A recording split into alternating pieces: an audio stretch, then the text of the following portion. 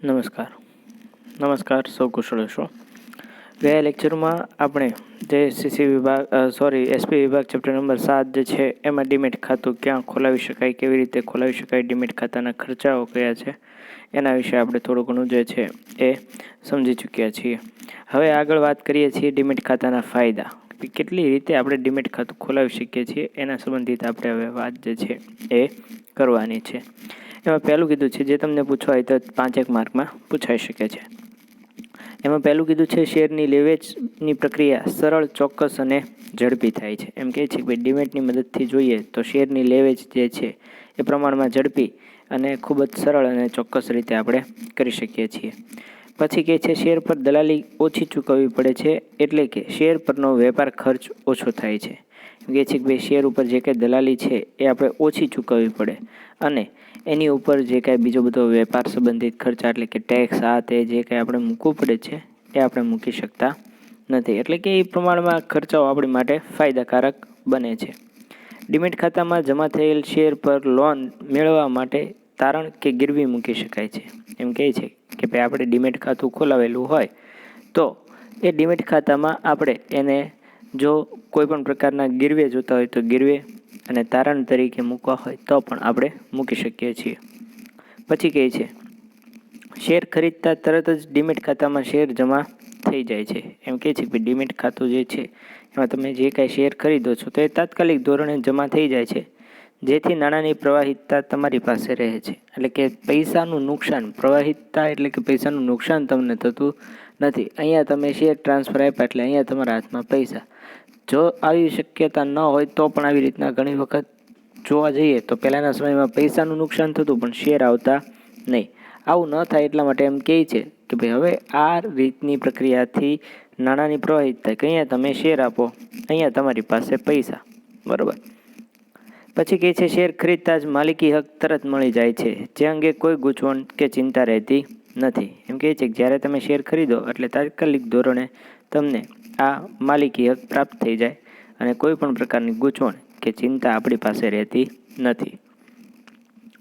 Company bonus share બહાર પાડે ત્યારે તરત જ ડીમેટ ખાતામાં જમા થઈ જાય છે. એમ કહે છે શેર જ્યારે પણ બહાર પડે ત્યારે એ ડીમેટ ખાતામાં તરત જ તે જમા થઈ જાય છે. ડીમેટ હોલ્ડરોને બેન્કો પોતાનું ખાતું જોવા માટે ઓનલાઈન સગવડો આપે છે, જેનાથી શેરની વિગતો અંગેની માહિતી અને શેર સ્ટોકની છેલ્લી સ્થિતિ જાણી શકાય છે. કે છે કે ડીમેટ હોલ્ડર એટલે ડીમેટ ખાતા ધારકો જે કાંઈ છે એ પોતાની પાસે ખાતું જોવા માટે જે કાંઈ ઓનલાઈન સગવડો છે એનાથી આ બધી માહિતી જે છે એ શેર સ્ટોકની છેલ્લી પરિસ્થિતિ કે હાલમાં શું પરિસ્થિતિ છે, શેર હકીકતમાં લેવાય એમ છે કે નહીં એ જાણવું હોય તો જાણી શકે છે. પછી કહે છે મ્યુચ્યુઅલ ફંડ માટે પણ આ ખાતાનો ઉપયોગ કરી શકાય છે. એમ કહે છે કે મ્યુચ્યુઅલ ફંડ માટે પણ આનો ઉપયોગ કરી શકીએ છીએ. પછી કહે છે શેર ફેરબદલીમાં ખોટી સહીથી ફેરબદલી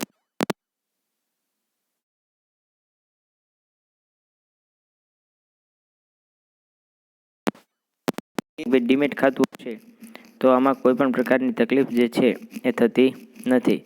એટલે કે શેર ખોવાઈ જાય, ફાટી જવાનો, ખોટી સહી કરીને બદલાઈ જાય એવા કોઈ પણ જોખમ આમાં રહેતા નથી.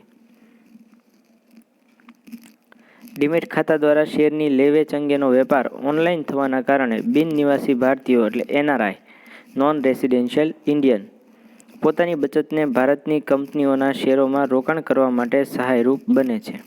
એમ કહે છે કે આ ડીમેટ ખાતામાં તે બધું ઓનલાઈન વ્યવહાર થાય છે, એના પરિણામે બિન નિવાસી જે ભારતીયો એટલે કે NRI લોકો છે એ પણ રોકાણ કરવું હોય તો રોકાણ કરી શકે છે. એટલે બીજે કોઈ પણ પ્રકારની તકલીફ એમને ઊભી થતી નથી. હવે કહે છે ડીમેટ ખાતાની મર્યાદા કે એની લિમિટ શું છે, બરાબર, એની મર્યાદા શું છે એની વાત કરે છે, જે તમને પૂછવું હોય તો 2-1 માર્કમાં પૂછી શકાય છે. પહેલું કીધું છે શેર બજારમાં કેટલાક શેરો પર સટ્ટાકીય પ્રવૃત્તિને વેગ મળતા રોકાણકર્તાઓને નુકસાન થાય છે. એમ કહે છે કે ભાઈ ઘણા આની ઉપર સટ્ટો રમતા હોય છે, બેટ લગાડતા હોય છે, એના કારણે આમાં જે કોઈ રોકાણકર્તાઓ છે એને થોડું ઘણું નુકસાન થઈ શકે છે. બીજું કહે છે, શેર બજારમાં ખૂબ ઓછા શેરોમાં રોકાણ કરનાર વ્યક્તિને ડીમેટ ખાતું ખોલાવવાની ફી, વાર્ષિક જાળવણી ફી, કસ્ટોડિયન ફી, શેરની લેવેચ, સોદા ફી વગેરેને કારણે ખાતું મોંઘું પડે છે. કહે છે કે શેર બજારમાં જે કાંઈ નાના મોટા ટ્રાન્ઝેક્શન કરતા હોય, એટલે કે ઓછું રોકાણ કરતા હોય, એ લોકો માટે આ થોડુંક જાળવવું અઘરું પડે છે. એટલે કે એની ખાતું ખોલાવવાની ફી છે, વાર્ષિક જાળવણી ફી, બધી આ તે ફીસ જે છે એ પ્રમાણમાં મોંઘી પડે છે. હવે કહે છે શેર બહાર પાડવાની વિવિધ રીતો, કેટલી રીતે તમે શેર બહાર પાડી શકો એની વાત છે. તો કહે છે કંપની શેરની છાપેલી કિંમતના અનુસંધાનમાં નીચે જણાવેલી 3 રીતો પૈકી એક વખત એક રીતે શેર બહાર પાડી શકે. એટલે કે એક સાથે તમે એક જ વખત શેર બહાર પાડી શકો છો, કોઈ પણ એક રીતે. બધી રીતે શેર બહાર પાડી શકતા નથી. પહેલું કીધું છે મૂળ કિંમતે કે દાર્શનિક કિંમતથી બહાર પાડેલા શેર. એટલે કે એની જે મૂળ કિંમત છે એનાથી જ તમે શેર બહાર પાડો છો. કંપની પોતાના શેર મૂળ કિંમતે કે દાર્શનિક કિંમતે બહાર પાડે છે. મૂળ કિંમત, બરોબર. દાખલા તરીકે 10ની મૂળ કિંમતનો શેર ₹10માં જ બહાર પડે છે. એમ કહે છે કે 10 રૂપિયાની મૂળ કિંમતનો શેર જે છે એ 10 રૂપિયાથી જ બહાર પડે છે, એ સિવાય બહાર પડતો નથી. બીજું કહે છે પ્રીમિયમથી બહાર પાડેલા શેર. એટલે કે પ્રીમિયમથી બહાર પાડીએ છીએ. જ્યારે કંપની શેરની મૂળ કે દાર્શનિક કિંમત કરતાં વધુ કિંમતે શેર બહાર પાડે ત્યારે પ્રીમિયમથી શેર બહાર પાડ્યા કહેવાય. એટલે કે જ્યારે પણ તમે આ કંપની જે છે એ મૂળ કિંમત કે દાર્શનિક કિંમતથી વધુ જ્યારે શેર બહાર પાડે તો એને કેવા કહેવાય? પ્રીમિયમથી બહાર પાડેલા શેર કહેવાય. દાખલા તરીકે ₹10ની મૂળ કિંમતનો શેર 15માં બહાર પડે તો ₹5 પ્રીમિયમની રકમ ગણાય. એમ કહે છે કે ભાઈ જ્યારે પણ ₹10ની કિંમતનો શેર છે એ 15 રૂપિયામાં બહાર પડે છે તો એ ₹5 જે છે વધારાના એ પ્રીમિયમની રકમ ગણવામાં આવે છે. સામાન્ય રીતે પ્રતિષ્ઠિત અથવા પ્રગતિશીલ કંપની આ પ્રકારે શેર બહાર પાડે છે. જે કોઈ ફેમસ કંપનીઓ હશે એ જ આ રીતના શેર બહાર પાડે છે, એ સિવાય કોઈ આ રીતના શેર બહાર પાડતા નથી. એમ કહે છે કે આ જે કંઈ પ્રીમિયમથી પૈસા ભેગા કરે છે, પ્રીમિયમનો ઉપયોગ કઈ જગ્યાએ કરવાનો છે એની વાત છે. પહેલું કીધું છે પૂર્ણ ભરપાઈ થયેલા શેર પર બોનસ શેર બહાર પાડવા માટે. જે પૂરેપૂરા જેના રકમ આવી ગઈ છે એ બધા શેર ઉપર જ્યારે તમારે બોનસ શેર બહાર પાડવા છે તો એની માટે તમે શેર જે છે એ પ્રીમિયમથી બહાર પાડી શકો છો. બીજું કીધું છે કંપનીના પ્રાથમિક ખર્ચા માંડી વાળવા માટે. એટલે કે નાના મોટા જે કંઈ કંપનીના ખર્ચાઓ છે એને તમારે ચૂકતે કરવા હોય તો પણ તમે આ પ્રીમિયમનો ઉપયોગ કરી શકો છો. ડિબેન્ચર પ્રીમિયમથી પરત કરવાના હોય ત્યારે પરત પ્રીમિયમની રકમ માંડી વાળવા માટે. જ્યારે ડિબેન્ચર પ્રીમિયમથી તમે બહાર પાડો છો તો સ્વાભાવિક છે કે પ્રીમિયમથી બહાર પાડ્યા છે તો પ્રીમિયમથી જ તે તમારે પરત કરવા પડે. તો જ્યારે તમે આ પ્રીમિયમથી પરત કરો છો ત્યારે એ સંજોગોમાં જે પ્રીમિયમની રકમ જે છે, જે કંઈ ખર્ચો છે એ માંડી વાળવા માટે પણ આપણે આનો ઉપયોગ જે છે એ કરી શકીએ છીએ. શેર કે ડિબેન્ચર બહાર પાડતી વખતે થયેલ ખર્ચ, વટાવ કે બાંયધરી, કમિશન કે દલાલી માંડી વાળવા માટે. એમ કહે છે કે શેર હોય કે ડિબેન્ચર હોય કે કોઈ પણ જે કાંઈ ખર્ચો થયો છે એ વહીવટી ખર્ચા હોય કે બાંયધરી, કમિશન હોય કે દલાલ હોય, આ બધા માટે જે કાંઈ પણ ખર્ચાઓ થયા છે એ ખર્ચાઓ પૂરા કરવા માટે પણ તમે આ પ્રીમિયમની રકમનો જે ઉપયોગ છે એ કરી શકો છો. શેર પ્રીમિયમની રકમનો ઉપયોગ ડિવિડન્ડ આપવા માટે થઈ શકતો નથી. એટલે કે આ જે કાંઈ તમે પૈસા ભેગા કરો છો પ્રીમિયમથી એનાથી તમે ડિવિડન્ડ આપી શકતા નથી. હવે કહે છે વટાવથી બહાર પાડેલા શેર. વટાવ એટલે કે ડિસ્કાઉન્ટથી. જ્યારે શેરની મૂળ કે દાર્શનિક કિંમત કરતાં ઓછી કિંમતે શેર બહાર પાડવામાં આવે ત્યારે શેર વટાવથી બહાર પાડ્યા છે તેમ કહેવાય. કહે છે કે જ્યારે તમે શેરની મૂળ કે દાર્શનિક કિંમત એટલે કે 10 રૂપિયા છે તો એની કરતાં ઓછી કિંમતે શેર તમે બહાર પાડો છો તો એ વટાવથી બહાર પાડ્યા કહેવાય. એટલે કે વટાવથી એ બહાર પડશે. વર્તમાન સમયમાં કોઈ પણ કંપની વટાવથી શેર બહાર પાડી શકતી નથી. એમ કહે છે કે આ વટાવથી શેર બહાર પાડવા હોય તો પડી શકતા નથી. હવે કીધું છે બોનસ શેર. હવે કીધું છે એનો અર્થ.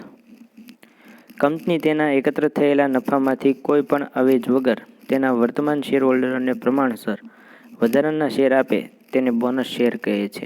એમ કહે છે કે ભાઈ પોતાની પાસે રહેલા જે કાંઈ નફો છે એ નફા સિવાય કોઈ પણ અવેજ વગર એટલે કે કોઈ પણ પ્રકારના પૈસા સ્વીકારતા નથી. તો એ સમયે જે શેરધારકોને વધારાના શેર આપવામાં આવે એને બોનસ શેર કહેવાય છે. હવે કહે છે કંપનીના નિયમન પત્રમાં સત્તા હોય તો જ બોનસ શેર બહાર પાડી શકે છે. એમ કહે છે ભાઈ નિયમન પત્રમાં જો સુવિધા હશે, તમે આ નિયમ લખ્યો હશે, જોગવાઈ કરી હશે, તો જ તમે આ શેર બહાર પાડી શકો છો, નહીંતર આ શેર બહાર પાડી શકતા નથી. સામાન્ય રીતે દરેક કંપની નિયમન પત્રમાં આવી જોગવાઈ કરે છે. એમ કહે છે કે ભાઈ નિયમન પત્રમાં આ બાબતની જોગવાઈ કરવામાં આવી હોય છે. એટલે કે દરેક કંપની અગાઉથી ત્યાં જોગવાઈ કરી રાખે છે, જેથી કોઈ પણ પ્રકારનું નુકસાન થાય નહીં. હવે કહે છે એના સંજોગો, કયા સંજોગોમાં આપણે આ શેર બહાર પાડી શકીએ છીએ એની વાત છે. તો પહેલું કીધું છે નહીં મંગાવેલી રકમ, એટલે કે જે પૈસા આપણે મંગાવ્યા નથી એની વાત છે. અંશતઃ ભરપાઈ થયેલા શેર પર નહીં મંગાવેલી રકમ ભરપાઈ કરવા માટે નફા પૈકી બોનસ શેર આપી શકાય છે. એમ કહે છે કે અંશતઃ રીતે જે એટલે કે અડધા જેના પૈસા આવી ગયા છે, બરાબર, જેના નથી ભરાયેલા, એના ભરપાઈ કરવા માટે એટલે કે પૈસા મળી જાય એના અર્થે તમે નફા માટે જે કાંઈ બોનસ શેર છે એ આપવા હોય તો આપી શકો છો. બીજું કીધું છે અનામત ભંડોળ. કંપની પાસે મોટા પ્રમાણમાં અનામત ભંડોળ કે નફા નુકસાન ખાતાની જમા બાકી હોય અને શેર હોલ્ડરોને લાભ આપવા માટે બોનસ શેર આપી શકાય છે. એમ કહે છે કે ભાઈ કંપની પાસે મોટા પ્રમાણમાં જ્યારે અનામત ઊભી થઈ છે, એટલે કે પૈસા રિઝર્વ પડ્યા છે ત્યારે, અને નફા નુકસાન ખાતાની જમા બાકી એટલે સ્વાભાવિક છે કે તમને એ ખ્યાલ છે કે નફો કહેવાય. તો એ નફાનો લાભ જો તમારે બોનસ શેર તરીકે આપવો હોય, જે જૂના શેરધારકો છે, બરાબર, તો એને તમે આપી શકો છો. એ કીધું છે બોનસ શેર શેમાંથી આપી શકાય? તો નફાની ફાળવણી દ્વારા ઊભા કરવામાં આવેલા કોઈ પણ અનામતમાંથી અને નફા નુકસાન ફાળવણી ખાતાની જમા બાકીમાંથી. એમ કહે છે કે નફાની ફાળવણી દ્વારા જે કાંઈ તમે પૈસા ઊભા કરો છો કે નફો જ્યાં જ્યાં તમે ફાળવો છો એ, અને અનામત જે કાંઈ છે તમારી પાસે, અને નફા નુકસાન ખાતાની જે કાંઈ જમા બાકી છે એમાંથી તમે આ ઊભું કરી શકો છો અને આ બોનસ શેર જે છે એ આપવા હોય તો આપી શકો છો. બીજું કીધું છે શેર પ્રીમિયમ ખાતાની જમા બાકીમાંથી પૂર્ણ ભરપાઈ થયેલ શેર પર જ બોનસ શેર આપી શકાય છે. એટલે કે જે પ્રીમિયમ ખાતું છે આપણી પાસે, એમાં જે પૂરેપૂરા ભરપાઈ થયા છે એ પ્રીમિયમ ખાતાની જમા બાકી એટલે પણ એક પ્રકારનો નફો થયો. તો આ નફો જે છે એનો ઉપયોગ કરવા માટે પણ તમે બોનસ શેર જે છે એ આપી શકો છો. ડિબેન્ચર પરત કર્યા પછી ડિબેન્ચર પરત નિધિ બાકી વધતી રકમ સામાન્ય અનામત ખાતે લઈ જવા જે રકમ આવે તેમાંથી, કે ડિબેન્ચર પરત કર્યા પછી જે કાંઈ ડિબેન્ચર પરત નિધિ વધે છે એ સંજોગોમાં સામાન્ય અનામત જે છે એને લઈ જવા માટે પણ તમે આ રકમનો ઉપયોગ જે છે એ કરી શકો છો. હવે કહે છે બોનસ શેર બહાર પાડવાની વિધિ. કઈ રીતે તમે બોનસ શેર બહાર પાડી શકો છો એની વાત છે, જે તમને પૂછવું હોય તો 3 અથવા 5 માર્કમાં પૂછી શકાય છે. પહેલું કીધું છે નિયમન પત્ર. બોનસ શેર બહાર પાડવાની સત્તા કંપનીના નિયમન પત્રમાં હોવી જોઈએ. એમ કહે છે કે આ બાબતની સત્તા જે છે નિયમન પત્રમાં હશે તો જ તે તમે આ બોનસ શેર બહાર પાડી શકો છો, નહીંતર બોનસ શેર બહાર પાડી શકતા નથી. બીજું કીધું છે ઠરાવ. કંપનીની સામાન્ય સભામાં બોનસ શેર અંગેનો ઠરાવ પસાર કરેલો હોવો જોઈએ. એમ કહે છે કે સામાન્ય સભા જે છે એમાં આ બાબતની લેખિત મંજૂરી તમને મળેલી હોવી જોઈએ. લેખિત મંજૂરી મળી હશે તો જ તમે આ બોનસ શેર જે છે એ બહાર પાડી શકો છો, નહીંતર બોનસ શેર બહાર પાડી શકતા નથી. પછી કીધું છે સભ્યપત્રક. સંચાલકોએ શેર હોલ્ડરોની સામાન્ય સભા બોલાવતા પહેલાં કંપનીનું સભ્યપત્રક બંધ કરવું જોઈએ. એમ કહે છે કે તમે તમારું સભ્યપત્રક જ્યાં બધા સભ્યોની યાદી કરી છે તો એ સભ્યપત્રક તમારે ફરજિયાત બંધ રાખવું પડશે. પછી કીધી છે સભ્યોની યાદી. કંપનીનું સભ્યપત્રક બંધ કર્યા બાદ સેક્રેટરી સભ્યોની યાદી તૈયાર કરે છે.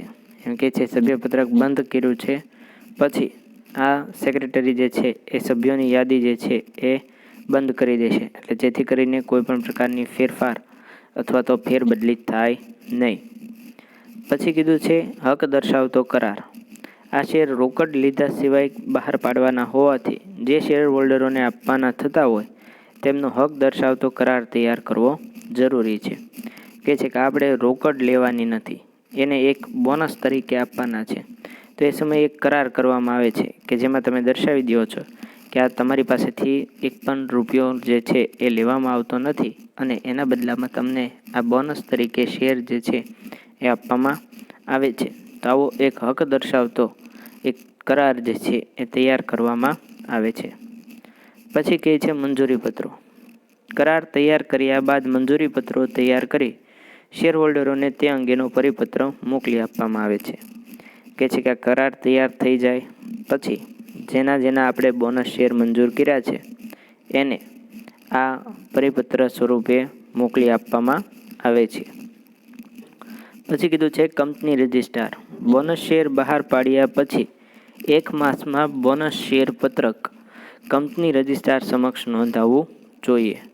એમ કહે છે કે બોનસ શેર બહાર પડી ગયા પછી 1 મહિનામાં એક બોનસ શેર પત્રક જે છે એ કંપની રજિસ્ટ્રાર સમક્ષ આપણે નોંધાવવું પડે.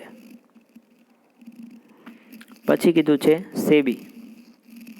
બોનસ શેર બહાર પાડવા અને બોનસ શેરની રકમ નક્કી કરવા માટે સેબીના માર્ગદર્શક સૂચનો મુજબ વિધિ કરવી જરૂરી છે. એમ કહે છે કે જે કાંઈ પણ આપણે બોનસ શેર બહાર પાડીએ છીએ તો એ બોનસ શેરની રકમ તમારે નક્કી કરવી હોય તો એની માટેના જે કાંઈ સૂચનો છે સેબીના, એની માર્ગદર્શિકા છે, એનું આપણે પાલન કરવું પડે અને એના આધારે જ તે તમે આગળ ચલાવી શકો છો. એટલે કે સેબીના સૂચનોનું પાલન કર્યું હોય પછી જ તે તમે આ બોનસ શેર બહાર પાડી શકો છો, નહીંતર બહાર પાડી શકતા નથી. હવે કીધું છે હકના શેર. હવે કહે છે હકના શેર એટલે શું? કંપની ધારાની જોગવાઈ અનુસાર જો કોઈ કંપની અસ્તિત્વમાં હોય અને નવા ઇક્વિટી શેર બહાર પાડે ત્યારે પોતાના વર્તમાન ઇક્વિટી શેર હોલ્ડરોને નવા શેર પ્રથમ ખરીદવાનો પ્રસ્તાવ કરે છે, જેને હકના શેર કહેવાય.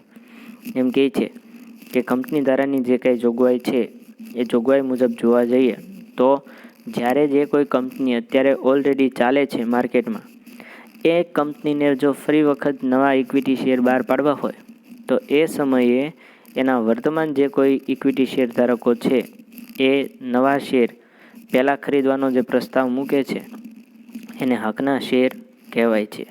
કે ભાઈ જે જૂના શેર ધારકો છે એને પહેલો ચાન્સ આપવામાં આવે છે, એની વાત છે. હવે કીધું છે જોગવાઈ. હવે એની સમય મર્યાદા શું છે? કંપનીની નોંધણીની તારીખથી 2 વર્ષ સુધી અથવા શેર વેચણી કર્યાના 1 વર્ષ સુધી આ બે પૈકી જે તારીખ વહેલી આવતી હોય તે તારીખ પહેલાં કંપની મૂડીમાં વધારો કરી શકતી નથી. એમ કહે છે કે ભાઈ સમય મર્યાદા એમ કીધું છે કંપનીની નોંધણીની જે તારીખ છે કે જે તારીખથી કંપની નોંધાય છે એના 2 વર્ષ સુધીમાં, એટલે કે 2 વર્ષ સુધીમાં તમે આ બહાર પાડી શકો, અથવા તમે જ્યારે પણ શેર વેચ્યા છે એ તારીખથી 1 વર્ષ સુધી આ બેમાંથી જે વહેલું આવતું હોય એ પહેલાં તમે મૂડીમાં વધારો કરી શકતા નથી. હવે કીધું છે શેર હોલ્ડરોને નોટિસ. હકના શેર મેળવવાનો અધિકાર ધરાવતા દરેક શેર હોલ્ડરોને તેના ભાગમાં કેટલા શેર આવે છે તે દર્શાવતી નોટિસ મોકલવી જોઈએ અને ઓછામાં ઓછા 15 દિવસનો અને 30 દિવસથી વધુ નહીંનો સમય આપવો જોઈએ. એમ કહે છે કે હકના શેર મેળવવાનો અધિકાર જે છે એ દરેક શેર ધારકોને એના ભાગમાં કેટલા શેર આવે છે એની નોટિસ મોકલવાની છે કે એને આટલા શેર મળે એમ છે, અને એને સમય કેટલો આપવાનો છે તો કે ભાઈ ઓછામાં ઓછા 15 દિવસ અને વધુમાં વધુ 30 દિવસ. આનાથી વધારે એક પણ દિવસ આપવામાં આવતો નથી. પછી કીધું છે હકનો ત્યાગ. જે શેર હોલ્ડરોને હકના શેરની ઓફર કરવામાં આવી હોય તે અન્ય વ્યક્તિની તરફેણમાં પોતાના હકનો ત્યાગ કરી શકે છે. એમ કહે છે કે જે વ્યક્તિને શેર હોલ્ડર હક આપ્યો છે એને વધારેના મળે છે તે પોતાના હકનો ત્યાગ કરવો હોય તો ત્યાગ કરી શકે છે. હવે કહે છે હકના શેરનો નિકાલ. શેર હોલ્ડરના હકના શેરની ઓફરનો ઇનકાર કરતો પત્ર લખે અથવા નક્કી કરેલ સમયમાં પોતાનો નિર્ણય ન જણાવે તો સંચાલક મંડળ કંપનીના હિતને ધ્યાનમાં રાખી હકના શેરનો નિકાલ કરી શકે છે. એમ કહે છે કે શેર હોલ્ડરો છે એ હકના શેરનો ઓફરનો અસ્વીકાર કરે, ઇનકાર કરે, ના પાડી દે તો એ સમયે પોતે જે કાંઈ નિર્ણય છે અથવા તો સમય વયો ગયો છે, 30 દિવસ વયા ગયા તેમ છતાં કાંઈ જવાબ આપ્યો નથી, તો એ સમયે કંપની પોતાનું હિત જે છે એને ધ્યાનમાં રાખીને હકના શેરનો નિકાલ જે છે એ કરવો હોય તો કરી શકે. પછી કહે છે અરજીની રકમ. હકના શેર જે શેર હોલ્ડરોને મળવા પાત્ર હોય તે માટે આપેલ ફોર્મમાં અરજી સાથે રકમ ભરવાની હોય છે. એમ કહે છે કે ભાઈ હકના શેર જે છે એ શેર હોલ્ડરોને મળવા પાત્ર હોય એટલે કે એને મળે એમ છે તો એ સમયે ફોર્મમાં અરજી સાથે જે રકમ ભરવાની હોય એ તમારે ભરી દેવી પડે. હવે કહે છે હકના શેર અંગે સેક્રેટરીની ફરજ શું છે. સેક્રેટરી આ બાબતે શું કામ કરવાનું છે એની વાત છે. હકના શેર અંગે સેક્રેટરીએ 2 પ્રકારની ફરજ અદા કરવી પડે છે. કેટલા પ્રકારની કીધી છે? 2 પ્રકારની. એમાં પહેલું કીધું છે વર્તમાન શેર હોલ્ડરો પ્રત્યેની ફરજ, એટલે કે હાલમાં જે જૂના શેર ધારકો છે એની પ્રત્યે શું ફરજ છે. તો એ સૌપ્રથમ સેક્રેટરીએ સમય મર્યાદાના સંદર્ભમાં હકના શેર આપવાની વ્યવસ્થા કાયદેસરની છે કે કેમ તે નક્કી કરવું જોઈએ. એટલે એમ કહે છે કે સૌપ્રથમ જે સેક્રેટરીએ સમય મર્યાદા આપી છે એના સંદર્ભમાં જોવા જઈએ તો હકના શેરની વ્યવસ્થા કાયદેસર રીતે છે કે નથી એ નક્કી કરવાનો સેક્રેટરીએ. બીજું, સંચાલક મંડળની સભામાં આ અંગેનો ઠરાવ પસાર કરાવવો જોઈએ. એટલે કે સંચાલક મંડળની સભા બોલાવવાની અને એમાં આપણે ઠરાવ પસાર કરવાનો છે કે ભાઈ આ રીતના અમે આ જે શેર ધારકો છે એની માટે આ મંજૂરી આપીએ છીએ. શેર હોલ્ડરોને આ અંગે નોટિસ મોકલવી અને હકના શેર ખરીદવાની અરજી કરવા અને જરૂરી રકમ ભરવા ઓછામાં ઓછો 15 દિવસનો સમય આપવો જોઈએ. કહે છે કે તમે નોટિસ મોકલો છો ત્યારે શેર ખરીદવા માટે તમે જે અરજી કરાવો છો એની માટે જરૂરી રકમ ભરવા માટે તમારે ઓછામાં ઓછા 15 દિવસ જે છે એને આપવાના છે. હકના શેર મેળવવા પાત્ર શેર હોલ્ડરો નક્કી કરવા માટે શેરની ફેરબદલી પત્રક અને સભ્યપત્રક બંધ કરવાની તારીખ નક્કી કરવી જોઈએ. કે છે હકના શેર મેળવવા પાત્ર જે કાંઈ શેર ધારકો છે એને ફેરબદલી પત્રક અને સભ્યપત્રક જે છે એ બંધ કરવાની તમારે તારીખ આપવાની છે કે ભાઈ આ તારીખે અમે આ બંધ કરીએ છીએ. પછી કીધું છે જાહેર જનતા પ્રત્યેની ફરજ, કે જાહેર જનતા પ્રત્યેનું શું કામ છે એની વાત છે.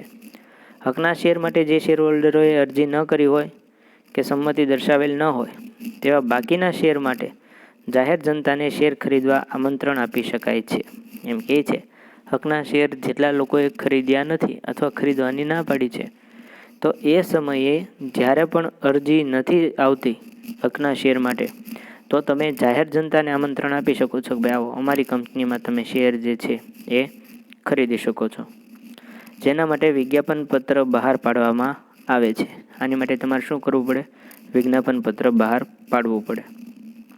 પછી કહે છે આ અંગેની વિધિ શેર બહાર પાડવાની વિધિ જેવી જ છે.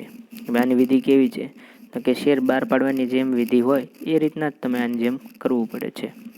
જેમાં શેર મંજૂરી માટે કંપનીની સભા બોલાવી, મંજૂરી પત્રો મોકલવા, સભ્યપત્રકમાં નોંધ કરવી અને શેર વેચણી પત્રક તૈયાર કરવું વગેરે. એટલે કે જે કાંઈ સભ્યપત્રક છે એમાં તમારે એક મંજૂરી પત્ર મોકલવો પડે છે અને એમાં એની નોંધ પણ કરાવવી પડે છે. સભા બોલાવવી પડે, દરેક શેરધારકોને મંજૂરી પત્ર મોકલવા પડે, સભ્યપત્રકમાં નોંધ કરવી પડે, વેચણી પત્રક તૈયાર કરવું પડે. આ તમામ પ્રક્રિયાઓ જે છે એ કરવી જોઈએ. હવે મિત્રો અહીંયા આપણું આ એસપી વિભાગ ચેપ્ટર નંબર 7 જે છે એ અહીં આપણે પૂરું જાહેર કરીએ છીએ.